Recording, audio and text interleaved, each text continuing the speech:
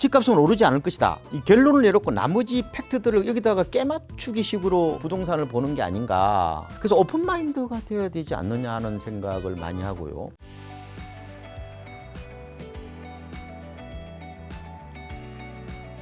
오늘 박사님 오늘 방송하기 전에 뭐 전제 조건이 있다고 말씀하셔야 되겠죠. 왜냐하면 이거 포커스에 따라 다르니까요. 네네. 그래서 제가 두 가지를 말씀드릴 건데 첫 번째로는 부동산 가운데 아파트만 말씀을 드리겠다는 거예요. 오늘 아파트 기준. 네, 왜냐면 이게 부동산이 천차만별이잖아요. 네, 그렇죠. 그리고 또 하나는 이 스탠스에 대한 얘기인데요. 부동산 학자나 부동산 평론가보다는 내 집 마련 실수요자 중심으로 제가 말씀을 드릴 거예요. 왜냐하면 시장이 지금 너무 울퉁불퉁하고 편차가 심하다 보니까 보는 시각에 따라서 굉장히 달리 보일 수 있기 때문에 어떻게 보면 그 분의 입장에 맞는 데이터들을 가지고서 또 그렇죠. 얘기하다 보니까. 그러면 이게 약간 현장과 결이 될 수 있는 문제도 있단 말이에요. 그렇죠. 대부분 내 집 마련 수요자들이 아파트 사시는 거죠. 그렇죠. 사고 싶죠. 전체 주택이 60%니까 이걸 전제로 제가 말씀을 드리고 싶어요. 알겠습니다. 그러면 이제 최근에 부동산 시장 분위기 요즘에 좀 어떤지랑 사람들의 심리는 작년 대비해서는 조금 살아난 것 같기도 하고요. 지금 내 집 마련을 하려는 분들 입장에서 약간 당황하고 있죠. 이게 이제 하락이 오래 갈 줄 알았거든요.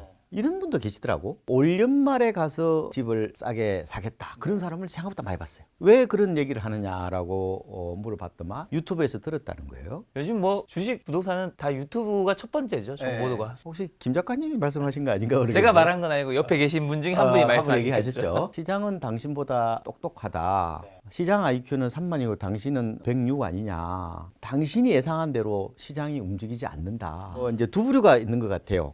그때 살 걸. 이 셀 기간이었거든. 어떻게 보면은 이 기간에 살까 했던 사람은 약간 후회하는 분도 있고 또 한 부류는 전문가들이 더 떨어진다니까 좀 더 기다려 보자. 뭐 이렇게 생각하는 사람이 있는데 지금 거래량은 약간 늘어났어요. 거래량은 늘어나고 일부 실거래가 아파트들은 반등을 하고 있는데 이런 빌라라든지 토지나 아니면은 뭐 빌딩, 오피스텔, 상가 이런 나머지 비아파트들은 여전히 지금 거래도 없고요. 뭐 시세가 얼마인지도 모르기 때문에 이게 어떻게 보면은 침체 고려에서 벗어나지 못하고 있는데 지금 아파트만 유독 꿈틀대는 모습이다 이렇게 보시면 될 것 같습니다. 그럼 이제 서울의 매매 가격 전망 지수는 어떻게 되나요? 이게 최근에 나온 겁니다. 4월 기준이에요. 업데이트 된 겁니다. 그러니까 이 매매 가격 전망 지수라고 있는 건데 이게 지금 전국이 85고 서울은 83이고 부산은 한 82 정도가 돼요. 이게 100이 넘어야 뭐예요? 오른다고 생각하는 100이 넘어야 거죠. 오른다라는 그렇죠. 거군요. 여전히 지금 100 이하이기 때문에 대체적으로 이걸 갖다 한 2, 3개월 뒤에 시장을 보는 지표라고 보면 되는데 주로 개인이 아니라 공인중개사 6천 명을 대상으로 조사를 하는 겁니다. 그러니까 공인중개사 분들도 아파트 밀집 지역에 있는 분들은 일부 뭐 실거래가 오른 것도 있지 않느냐라고 생각할 거고 또 아니면 토지를 전문하는 분도 있고 빌라를 하는 분도 있고 여러 가지 이제 부류가 있는데 그래서 시장이 지금 굉장히 편차가 심해요. 그래서 제가 앞부분에 반드시 아파트하고 그다음에 실수요자 중심으로 이걸 접근하지 않으면은 다 이게 틀리기 때문에 말씀을 드리는 거예요. 그럼 매매 가격 그 전망 지수가 지금 100 밑에 이제 어떻게 보면 83, 전국이 85고 부산이 82라고 하셨는데 어쨌든 그러면 이거는 좀 약간이라도 올라가고 있긴 한 건가요? 그렇죠. 올라가고 있는 거는 맞죠. 그거는 뭐 한국은행 통계나 여러 가지 뭐 통계를 보더라도 지금은 최악 상황은 약간 벗어나고 있는 것 같아요. 그거는 뭐 실거래가로 보시든 아니면 거래량으로 보시든 바닥권에서 아까 말씀드린 대로 꿈틀거리는 아니면 이제 뭐 거래에 약간 숨통이 터지는 어떤 그런 과정이다 이렇게 보시면 될 것 같습니다. 그럼 지금 집값 하락. 지금은 어느 지점 정도에 와 있다고 보실까요? 그거 아까 말씀드린 것처럼 너무 상품별로 지역별로 너무 편차가 심한데요.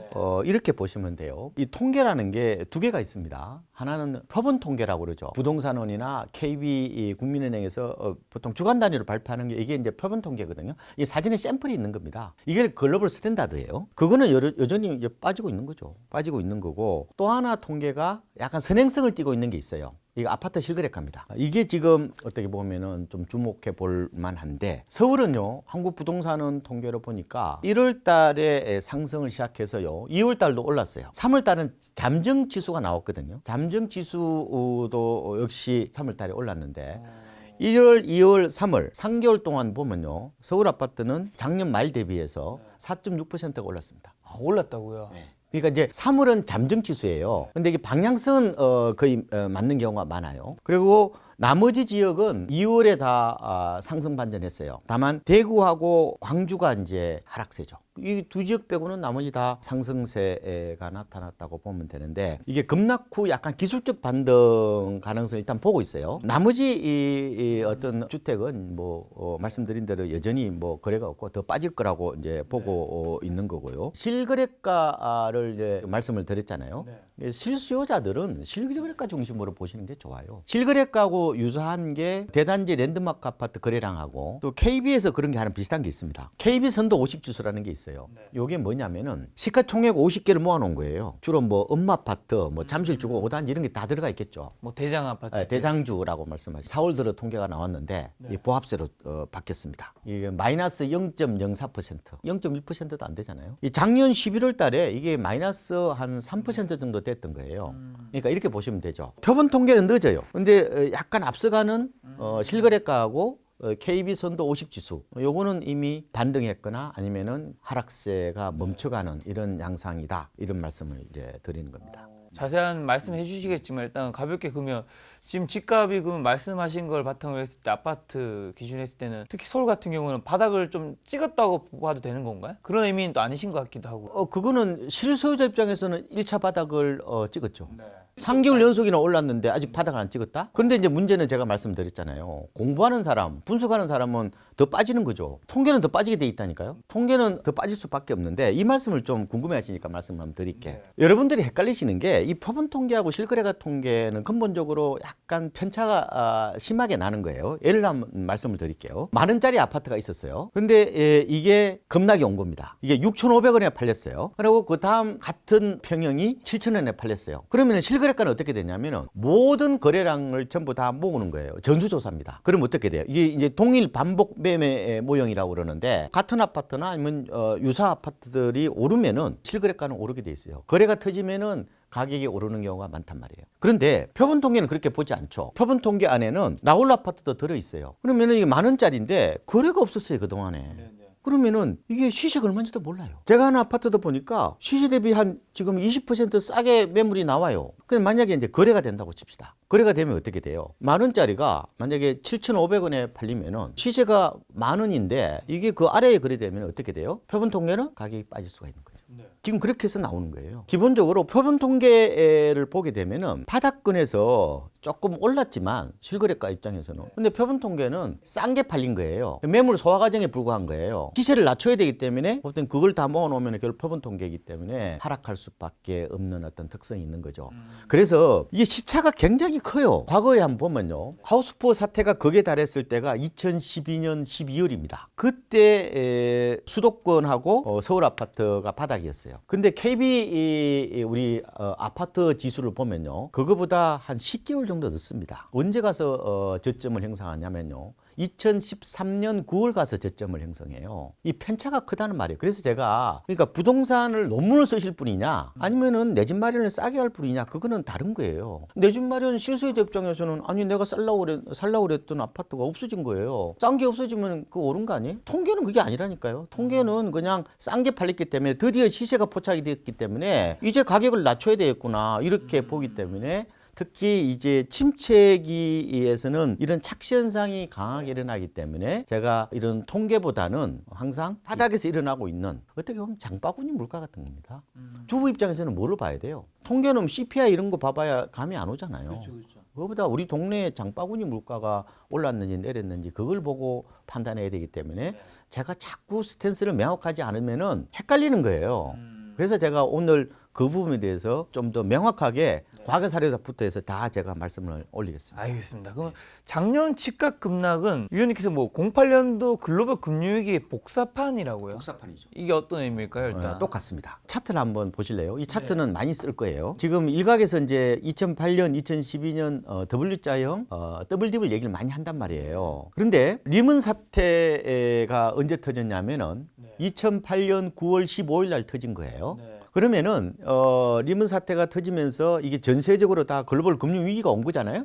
이 수도권 아파트 실거래가입니다. 얼마 정도 빠졌냐면은 딱 4개월 동안에 무려 14%가 빠졌습니다. 네, 이때 말씀하신 거예요. 예, 4개월 동안에. 네. 그리고 이때 서울은 얼마 정도 빠졌냐면요. 17% 정도가 빠졌습니다. 자, 그러면 2022년 8월 말부터 말 대비, 그러니까 연말까지 수도권은 15%가 빠졌어요. 그리고 서울은 15%가 빠졌는데 이걸 반올림하면 16%예요. 한 번 더 요약해 드릴게요. 수도권은 리먼 사태가 터졌을 때에 그때 4개월 동안에 14%가 빠지고 이번에 15% 빠지고 서울은 그때 17% 빠지고 이번에 16% 빠진 거예요. 비슷하네요. 비슷하죠. 네. 그러니까 우리나라 주택 시장이 그러니까 외부 쇼크에 굉장히 취약한 구조다. 특히 아파트 시장은요, 이 급락은 내부 변수에 의해서 나타나지 않는다는 거예요. 주로 외생 변수에 의해서 나타난다. 이 굉장히 중요한 거예요. 이 우연성이거든요. 외생 변수가 우리가 예측을 했다고요? 모르죠. 어떻게 알아요, 그거를. 결국은 2008년은 모기 사태고 이번은 이제 미국발 공리 쇼크. 다 미국에서 건너온 거죠. 이게 결국은 집값을 크게 떨어뜨렸다는 어떤 측면에서 보면은 이번에 2008년, 2009년 모델을 한 번 더 예의주시를 해봐야 된다 이런 말씀을 드리는 거예요. 그럼 지금 집값은 어느 정도 수준인 거죠? 지금 실거래가가 2월까지 나와 있어요. 그게 좀 늦죠, 아무래도. 전국 기준으로 볼까요? 전국은 2020년 한 11월 수준이고요. 서울은 2020년 6월에서 한 7월 정도. 수도권은 2020년 10월에서 한 11월 정도. 지방은 2020년 11월에서 한 12월 정도라고 보시면 돼요. 서울이 훨씬 더 이전으로 되돌아갔다고 보면 되죠. 서울이 더 이전으로 돌아가는 혹시 이유는 더 많이 올랐기 때문인 건가요? 그럴 수도 있죠. 그러니까 지방이 덜 올랐기 때문에 덜 빠졌다는 것도 있을 수 있고요. 이번에는 지방이 수도권보다 덜 올랐거든요. 뭐 그런 어떤 측면도 있다. 그러니까 좀 넓게 보면은 2020년 6월부터 한 연말까지 정도로 회귀했다 이렇게 보시면 될 것 같습니다. 그럼 한국 아파트 값은 왜 미국보다 더 빠지는 걸까요? 이게 구조적 취약성을 드러내는 거죠. 제가 네 가지로 요약을 해드릴게요. 첫 번째로는 우리나라의 그 가계부채 문제가 심각하다. 가계부채 공화국이라는 거예요. GDP 대비 이 가계부채 비율이 전세 보증금까지 포함하면은 1.5배예요. OECD에서 1위입니다. 그리고 대출이 거의 변동금리가 많죠. 그리고 우리나라는 아파트라는 어떤 그런 상품이 준금융 상품이라고 그러거든요. 유사금융 상품. 그러니까 금융 상품과 거의 닮아 있다 이렇게 얘기를 하는 거예요. 보통 보면은 마치 아파트 살 때 TV 홈쇼핑에서 냉장고 사듯이 사잖아요. 채권 거래하듯이 하는 겁니다. 이게 표준화되어 있기 때문에. 그래서 보통 보면은 요새 세입자가 집 안 보여주려고 그래요. 그럼 뭘 보고 사요? 옆집 보고 사잖아요. 그렇죠. 세상에 집도 안 보고 사요? 이게 표준화되어 있기 때문에 이런 특성을 똑같으니까. 우리나라 60%예요. 한 1200만 채 정도가 우리나라에 있어요. 서울은 한 176만 채 정도가 되는데 아파트 비중이 높으면은요 금융상품을 닮아 있잖아요. 금융상품은 외풍에 취약하죠. 주식이 더 많이 빠지잖아요. 아파트가 금융상품을 닮아 있기 때문에 외풍에 훨씬 더 흔들린다 이렇게 보시면 될 것 같고 그리고 임대차 3법이 결국은 전세가를 부풀렸죠. 갭투자자들이 어떻게 보면은 기승을 부린다고 그럴까요? 극단적으로는 기업형 갭투 기족도 있었고 제 생각에는 갭투자가 하나의 시대적 투자의 어떤 그런 유행 패턴이 된 게 아닌가. 이게 결국 변동성을 급격하게 키운 거다. 작년에 보니까요. 이 결과 미국 헤이센 신뢰지수라고 있거든요. 요게 20개 도시를 제가 조사해 보니까 연간 4.6% 올랐어요. 물론 이제 하반기에서 빠졌습니다. 상반기 때 많이 오르다 보니까 연간은 올랐고 부동산은 조사를 보니까 전국 주택 가격이 작년에 4.6%가 떨어졌고 아파트는 더 빠졌죠. 실거래가로 따져보면 전국이 작년 한 해 동안 17% 빠졌고요. 서울은 22% 빠졌습니다. 저는 이런 생각도 들어요. 이게 우리나라는 기본적으로 특히 아파트 시장은 굉장히 이게 변동성 쇼크라고 할 정도로 이게 부침이 심해요. 그래서 사놓고 무조건 기우제 지내는 것도 저는 좀 아닌 것 같은 생각이 들고 이게 마치 이 모래성처럼 좀 취약하다는 느낌도 많이 받아요. 여러분들이 나중에 부동산을 특히 아파트를 사실 때는 너무 많이 올랐을 때는 조금 냉철하게 바라보는 것도 필요한 것 같아요. 그래서 이번에 저는 미국보다 우리나라 아파트 값이 그렇게 많이 빠지는 걸 보고 이 변동성 쇼크가 어떻게 보면 일상화하는 측면도 있을 것 같다. 너무 믿을 게 못 된다. 오히려 우리나라 아파트는 언제든지 배신을 할 수 있다는 그런 생각도 해보고 있어요. 아까 좀 말씀해 주셨는데 한 번 더 질문 드리면 서울 아파트 실거래가는 아까 말씀해 주신 대로 2개월 연속 상승인데 왜 표본 통계는 떨어지는 걸까요? 그게 이제 4월 통계로 제가 말씀을 한번 한번 드려볼게요. 전국 아파트가 월간 단위로 벌써 1% 이상 하락했습니다. 1.14% 하락했고 서울도요. 4월 통계가 0.97% 하락을 했어요. 근데 전국 아파트도 보니까 한 1.14% 정도 빠졌는데 이게 이제 아파트 통계가 이제 두 가지가 있는 거예요. 하나는 이제 표본 통계가 있는 거고 하나는 이제 실거래가가 있는데 만 원짜리 아파트를 예를 한번 들어 드릴게요. 이게 이제 집값이 급락이 온 거예요. 그래서 이게 6,500원에 팔렸다고 칩시다. 이게 이제 실거래가는요. 주로 이제 그 반복 매매 모형이라고 씁니다. 동일 아파트나 유사 아파트를 조사를 하는 거예요. 전수조사합니다, 이게. 6,500원짜리가 이게 6,700원으로 거래될 거잖아요. 그래 되면은 실거래가는 오르게 돼 있어요. 그래서 최근에 보면은 서울에서 아파트 거래량이 어디가 많았냐? 노원구, 송파구, 그다음에 강동구. 여기가 어디입니까, 주로? 집값이 급락했던 지역이잖아요. 이른바 MZ세대들의 갭 투자 성지였단 말이에요. 영끌 B2의 성지였단 말이에요. 급락이 왔단 말이에요. 그러다 보니까 거래가 되니까 시세를 보니까 좀 오르는 양상이다 이렇게 보시면 되는 건데 문제는 이게 과연 전체성을 대표할 수 있느냐? 시장을 그러면 이게 과연 대표할 수 있느냐? 지금 거래 절벽이잖아요. 그러면은 이 속에서 특정 지역만, 특정 평액만 집중적으로 거래되는데 이 착시 현상을 어떻게 할 거냐? 그래서 제가 시장을 정확하게 보시려면은 실거래가하고 표본 통계를 같이 보셔야 돼요. 근데 표본 통계는 뭐냐면은 이 만 원짜리가 지금 거래된 적이 없기 때문에 시세 조정이 잘 안 되는 거예요. 어떻게 보면 실거래가보다 더 비싸게 팔렸다고 칩시다. 그럼 이게 7,500원에 팔렸어, 이게. 그러면 어때요? 드디어 시세가 포착이 되는 거예요. 그러면 이제 거래가 되니까, 그럼 시세를 낮춰야 되겠네? 그럼 그걸 다 모아놓으면 어떻게 돼요? 표본 통계는 하락할 수밖에 없는 거죠. 그러니까 실거래가는 올라가고 표본 통계가 떨어지는 이유는 이런 조사 방식의 차이가 있다. 그래서 부동산을 두 개 다 보시려면은 실거래가와 표본 통계를 같이 봐야 되는데 제가 아까 말씀드린 것처럼 실소유자는 싼 게 팔렸는데 가격이 오른 거 아니? 그래서 실거래가 중심으로 보셔야 된다 이런 얘기죠. 두 개 다 착시 현상이 있어요. 제 생각에는 실거래가에 좀 더 베이스를 두는 게 좀 더 나아요. 그러니까 여러분이 부동산을 보실 때 이걸 이제 위록지마라고 그래요. 위록지마. 사슴을 가리키면서 말을 얘기한다는 거죠. 지금 집값이 빠지는 게 표본 통계를 갖고 얘기하는 건지 아파트 실거래가를 갖고 얘기하는 건지 그걸 명확하게 얘기 안 하면은 언어 조작이 되는 거예요. 지금까지 뭘 가지고 집값이 빠진다고 얘기를 들으신 거예요. 그래서 서울 아파트가 벌써 잠정치까지 포함하면은 1, 2, 3월 3개월 올랐는데 아직까지 집값이 빠진다는 것은 그거는 지금은 뭘 갖고 얘기를 하는 표본 거예요? 통계로 표본 얘기하신 통계를 거예요. 갖고 얘기하죠. 그러면 실수요자하고 이게 시차가 굉장히 많이 난다고 말씀을 드렸죠. 두 개 동시에 말씀을 드리든지 아니면 뭐요? 실수요자 입장에서는 뭘 말씀드려야 돼요? 오히려 실거래가를 말씀드리는 게 훨씬 더 정확할 수가 있다는 어쨌든 지금 말씀을 드려요. 실거래가는 조금 오르고 있는 상황인 네, 건 그렇죠. 맞네요. 자, 그럼 올해 뭐 본격적인 반등이 이어지는 건가요? 어떻게 보세요, 그러면? 글쎄요, 그렇게 현재로 보기에는 쉽지 않은데 표본 통계로는 여전히 올해는 하락세일 가능성이 저는 높다고 보는 겁니다. 그렇지만 실거래가로 보면은 아마 국지적으로 반등을 하는 경우가 나타날 수가 있어요. 과거 사례를 한 번 더 말씀을 드려볼게요. 2008년에 수도권 아파트 가격이요 연간으로 6.4%가 하락했습니다. 실거래가입니다. 2009년도에 이명박 정부가 들어섰어요. 금리를 확 낮췄어요. 2008년 8월에 기준금리가 5.25%에서 2009년 2월 달에는 2%는 낮춥니다. 한마디로 거의 반토막 낸 거죠. 그렇죠. 시장이 약간 꿈틀거리면서 2009년도에 가서 무려 수도권 아파트가 13.6%가 올랐어요. 이때 수도권은 서울, 경기, 인천을 다 포함하는 겁니다. 그러면 서울은 어떻게 됐느냐? 2008년에 10% 하락했다가 그 다음에 2009년도에 21.2%가 올랐어요. 그러고 나서 그래픽에서 보다시피 4년 동안 빠진 거죠. 이게 더블 딥이에요. 여기 말씀하신 건가요? 네. 어떻게 보면 쌍바닥을 찍은 거죠. 어떻게 보면은. 여기서부터 여기까지.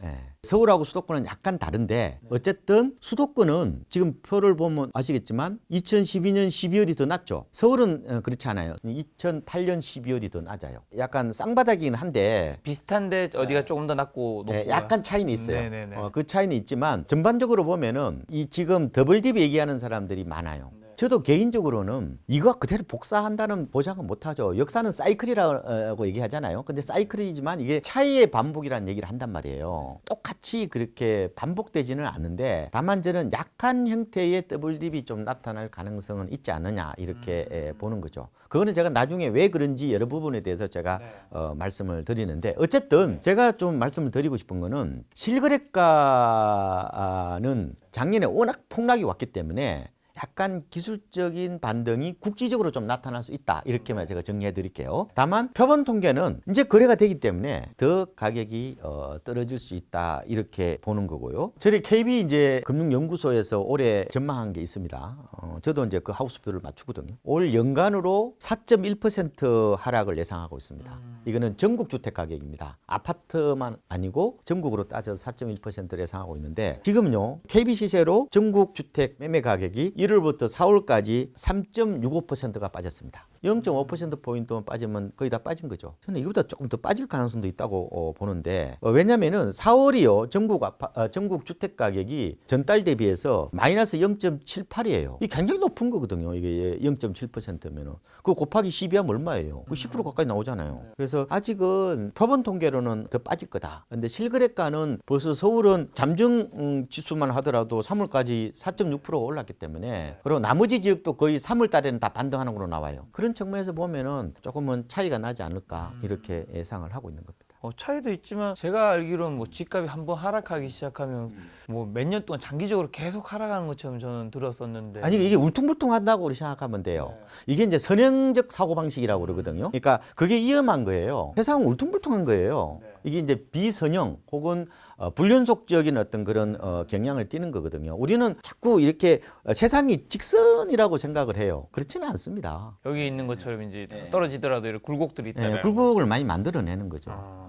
시장 흐름이 근데 굉장히 좀 빨리 흐르는 것 같습니다. 생각보다 바닥이 빨리 왔죠. 그래서 과연 이걸 어떻게 볼 거냐 그러는데 저는 이게 스마트폰 시대에는 모든 게 빨라요. 하루 종일 스마트폰 보고 있으니까 정보도 빨리 전달되고 사람도 빨리 움직이는 거죠. 그렇죠. 그리고 이제 그동안 SNS 시대라고 그러잖아요. 유튜브나 뭐 블로그, 카페 얘기를 많이 하는데 요새는 그보다 더 빠른 게 있어요. 이 단톡방입니다. 지금은 단톡방 시대예요. 요새는 아파트 시세는 단톡방이 만든다 이런 얘기도 하거든요. 맞아. 이거는 내가 굳이 카페나 블로그나 유튜브 안 찾아가도 돼요. 가만히 있으면 이게 톡 떠요. 거기서 뭐 가격 담합하는 경우도 있다면서요. 그런 경우도 좀 일부 일탈행위도 나타나고 있긴 한데 물론 이제 그 정보들이 너무 특정 쪽에 편향돼 있죠. 이 동호회 비슷한 거라 가지고 약간 유튜브의 그런 알고리즘 때문에 특정 어떤 영상 그런 추천하고. 영상만 계속 나오는 어떤 그런 거보다 좀 심한 형태의 뭐 편향이나 어떤 팬덤을 만들어낼 가능성은 있어요. 근데 어쨌든 정보가 빨리 전달된다는 거 하고요. 최근에 제가 좀 두드러지게 말씀을 드리고 싶은 거는 이 시장의 자기 조직화 현상이라고 그래요. 이걸 보고 셀프 오가니제이션인데 시장이 이게 과거와는 달리 스스로 학습하는 거예요. 그러면서 지능을 높여가는 거죠. 이게 대먹임이라고 그러거든요. 서로 이제 정보를 주고받으면서 IQ를 높여가는 어떤 그런 과정인데 그러다 보니까 시장이 내가 생각했던 것보다 좀 다르게 움직이는 경우도 많고요. 엉뚱하게 움직이는 경우도 많아요. 아파트로 한정해 봤을 때의 이 반등은 이 스마트폰 시대의 특성일 수도 있겠다. 그 다음에 과거와는 달리 이 정보가 빈번하게 이게 대먹임이 되면서 피드백이 되면서 자기 조직화에 따른 어떤 그 고지능화 현상 이것도 하나의 어떤 원인이 아닌가.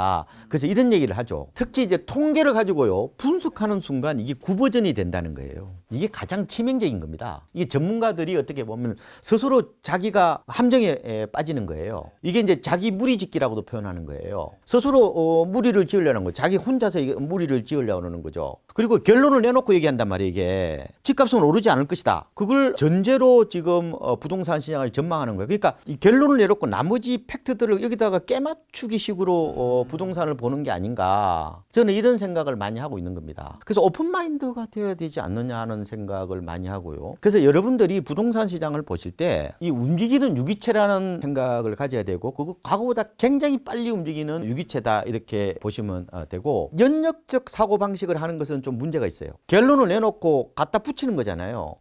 적인 어떤 그런 사고방식이 더 중요할 수도 있겠다는 생각이 들고 그거보다 더 무서운 것은 한 사람 얘기를 맹목적으로 따르는 거죠. 세상에 가장 무서운 게 팬덤입니다. 지금은 팬덤이 오히려 나의 인식이나 의사결정에 패착 요인으로 작용하기 때문에 전문가들 한 사람 얘기만 듣지 말고요. 여러 사람 얘기를 들어서 중지를 모아서 판단을 해야 되지. 내가 생각하는 그 시장은 아닐 수가 있어요. 가장 저 문제는 뭐냐면은 가장 치명적인 거는 시장은 저 300m 달아나고 있는데 나는 300m 이전 통계를 가지고 지금 시장을 분석하고 있는 게 아닌지 그걸 보실 필요가 있어요. 물론 표본 통계도 좋아요. 큰 트렌드를 보시는 건 좋습니다. 단기적으로 시장을 보실 때는 표본 통계에 너무 의존하고 어떤 특정 경향의 사람에 좀 한정돼서는 저는 안 된다고 보는 거예요. 가령 이런 것도 있잖아요. 그럼 1월 달에 그러면은 서울 아파트 반등을 한 게 그러면은 그 보금자리론이라고 얘기하는 분도 계세요. 보금자리론은 1월 30일 날 나온 거예요. 1월 말에 나온 겁니다. 아니잖아요.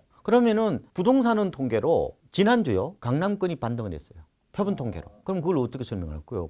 그러니까 특례 보금자리로는 9억 넘으면 대출이 안 되는데요. 그럼 그걸 뭘 설명할 거예요, 그거는? 15억 대출 규제를 풀을 수도 있는데 어쨌든 간에 제가 드리고 싶은 거는 결론을 내놓고 갖다 팩트를 갖다 붙이는 것은 이게 잘못하면은 약간 논리 비약이 올 수가 있고 그리고 약간 스스로 자기 당착에 빠질 가능성이 높아요. 제발 결론을 내놓고 얘기하시면 안 돼.